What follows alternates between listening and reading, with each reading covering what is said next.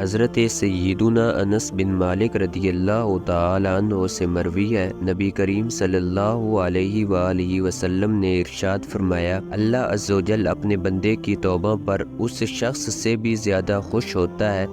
جسے اس کا اونٹ چٹیل میدان میں گم ہونے کے بعد اچانک مل جائے۔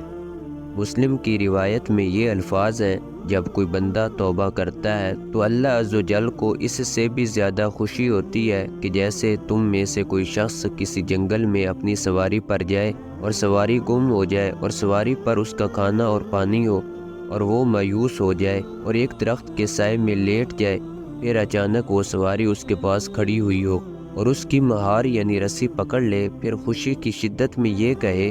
اے اللہ عز و جل، تو میرا بندہ ہے اور میں تیرا رب ہوں۔ شدت خوشی میں اس سے الفاظ الٹ ہو جائیں۔ فتح الباری شرح بخاری میں ہے کہ شدید گھبراہٹ، کسی انتہائی تعجب خیز واقعے یا کسی اور وجہ سے انسان ہوش میں نہ رہے یا بھول کر اس کی زبان سے ایسے کلمات نکل جائیں جو خلاف شرع ہوں تو ان پر مواخذہ یعنی پکڑ نہیں۔ اسی طرح ان الفاظ کو بطور حکایت یا کسی شرعی فائدے کے لیے بیان کرنے پر بھی کوئی مواخذہ نہیں۔ ہاں، مذاق میں یا کسی کی نقل اتارتے ہوئے یا فضول گوئی میں ایسے کلمات کہے تو پھر مواخذہ ہوگا۔ شرح مسلم میں ہے، توبہ کرنا ہر اس شخص پر فرض ہے جو اپنی طرف سے ہونے والے گناہوں کو جان لے، خواہ وہ گناہ صغیرہ ہوں یا کبیرہ، اور توبہ تمام فرائض کی اصل ہے۔ حضرت سیدنا سفیان بن عیینہ رحمۃ اللہ تعالی علیہ نے فرمایا، توبہ اس امت پر اللہ عز و جل کی نعمتوں میں سے ایک نعمت ہے جو کہ پچھلی امتوں پر نہ تھی، اور بنی اسرائیل کی توبہ خود کو قتل کرنا تھی۔ علامہ بدر الدین عینی علیہ رحمۃ اللہ الغنی فرماتے ہیں،